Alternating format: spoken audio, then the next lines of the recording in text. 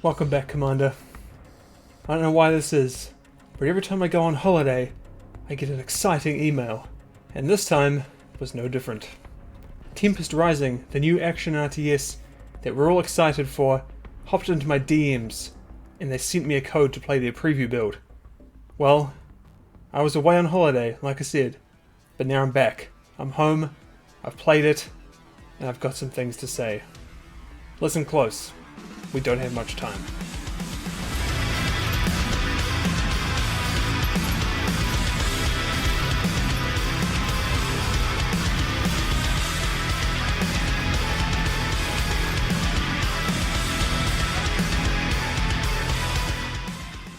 The demo build available here is fairly short at around 30 minutes. It includes one mission of the GDF campaign, following you, the new GDF commander, investigating reports of dynasty operations in Iceland. But before we get too far through, let me explain Tempest Rising for those unfamiliar. So this is a new RTS developed by Slipgate Ironworks and 2B Games, which is being published by THQ Nordic and 3D Realms. Geez, are there any other studios who want to get in on this? As far as RTSs go, this feels about as high budget as you could get, possibly second only to big names like Homeworld 3 or Age of Empires 4. If you've been looking at this and found yourself thinking, this seems a lot like Command & Conquer, you're not the only one. Look, I'm not going to harp on this for long, as every video on YouTube about Tempest Rising starts with, "Whoa, this is Command & Conquer," so I'll get it out of our system. Yes, this game takes heavy inspiration from CNC. I'd go as far as saying that this is the closest we will ever get to a real Command & Conquer, besides, an actual new real Command & Conquer, if that ever happens. There are the three factions. There's the volatile, ever-growing resource that threatens the planet. There's the music. There's the construction vehicle. There's the announcer who says, "Unit lost." Unit lost. There's the battle uplink. Come on guys, it's all here. The voiceover for this demo even sounds like the guy from CNC3. Retake and hold the position. Await the arrival of a mobile construction vehicle, then build a base and recommence harvesting. Zocom are evacuating the Tacitus. Disrupt their convoy before it can reach the docks. Alright, we're done. It's like CNC, we get it. We're good, it's out of our system, let's move on. Now we can talk about the game and judge it on its own merits. So yeah, like I said, the demo's short, quite short.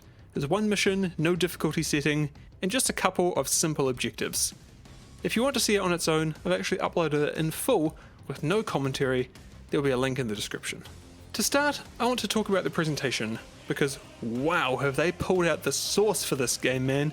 They've got the 2D animators, they've got the music, they've got the XCOM voice guy. Commander, good of you to join us. Did I mention that they've got the music?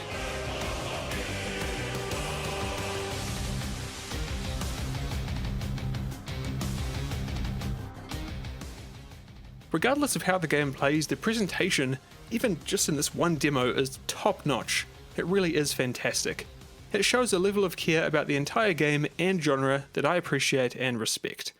How could you not be hyped to deploy into a mission when this is the setting?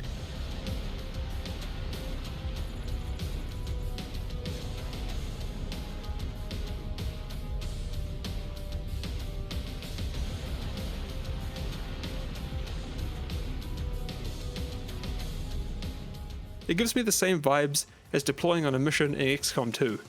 Just straight awesomeness, man. I like how they've positioned this mission briefing.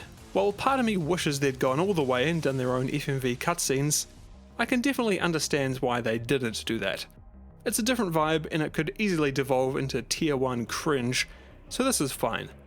I'm enjoying the tone being set here. It's seemingly taking itself pretty seriously, and bringing in the XCOM voice guy really helps in that regard. Plus, having the option to ask a few questions about the mission is a nice touch, and I wonder if that will be expanded to full-on conversations with other characters, or if it'll just be relegated to briefings like this. We shall see. The start of the mission keeps things simple. We've got a force of a few GDF troops that grows in size as we continue on, and it lets us try some of their unique abilities against a fairly sterile force of enemies. There's not much of a challenge here in this demo, but I'm sure the final game will be different. This is seemingly based on the demo that they showed back at Gamescom, so maybe it was set at Game Journalist difficulty. Either way, as for units, we get a basic infantryman, a drone operator whose quadcopter can be controlled independently via a special ability, a grenade tosser, and a medic with a riot shield who seems to be some kind of specialist, with a limit on how many of them you can build. Once we make our way through a few outposts, we get to set up our own little base and take out the enemy. But frankly, you could probably win this without even building the base if you're smart. It's more just for fun. Throughout the demo, there are a bunch of different mechanics that we can glean will be in the final game. So here's a few sporadic ones that I've noticed that you might find interesting. It looks like flame weapons will be able to clear out emplacements, like they do in CNC3. But unlike in CNC3, units are built here as individuals rather than squads.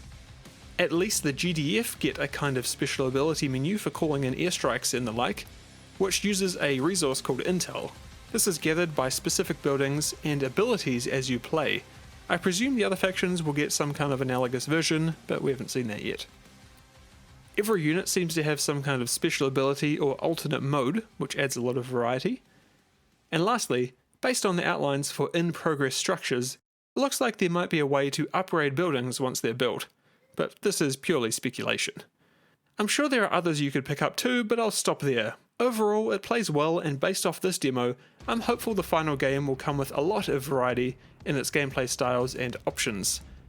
I'm mainly interested in seeing how the other factions fare, and how hard the developers lean into their asymmetrical elements. As for issues in this build, nothing really jumps out at me as a significant problem. There were a couple of graphical and sound effects that could use some work, like this geyser with no sound.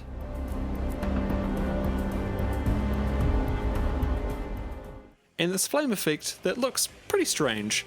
The fire's just nowhere near bright enough. Compare this to the fire in CNC3, the difference is night and day. More of this, please. But otherwise, it all ran well, and it looked great while doing it. One thing I would like to give some feedback on though are the building animations. Now look, I can definitely see what they're going for here. It's kind of a CNC Generals kind of vibe, but I think they're lacking a little bit right now. Mostly because of how they just appear and disappear out of the ground so abruptly. But I'm sure this is on their radar, and it could well be something that they're working on for the final release. But as far as criticisms go, this is pretty minor. It only stands out to me because 90% of the building animation looks great. Oh, and one other thing. There's been a couple of times where pathfinding has been a little wonky. Tristan in my Discord mentioned the same thing. I'm sure this will be tightened up and it's not a big deal, but I thought it was worth mentioning. And that's all for today. I'm super stoked to have finally played Tempest Rising and got my hands on it. You might have played it too. The demo, I believe, is publicly available, so if you have, let me know in the comments what you think. I'd love to hear your thoughts. Personally, I really can't wait for my next chance to play it again, and hopefully play a more developed build. We'll just have to see when that day comes. Hopefully I'm not on holiday again when I get the email. And a big thanks to Tristan from my Discord for playing the game himself and doing a big write-up on the things he liked and the things he didn't. And also thanks for letting me use a couple of your clips and co-opt a couple of your ideas. It's much appreciated. If you'd like to be part of the server, then you can be for as little as $1 a month. All you need to do is support me either on Patreon or here on YouTube via YouTube memberships. You'll of course join all the legends who are already part of it, like Dakayo, Wintendo, Bad Ghosts, Sean, Grey Spirit 4, Peter, Tim, George, Nedders, John Kaiser, Juan, King Thickums, Pavel, Bram, and Christian. They're my Cavaliers, and thanks to my Paladins, Johnny, Marika, Eric, Age of Cause, Joe, and Tank. Much appreciated. So thanks again very much for watching, and I'll see you all in the next one. Cheers.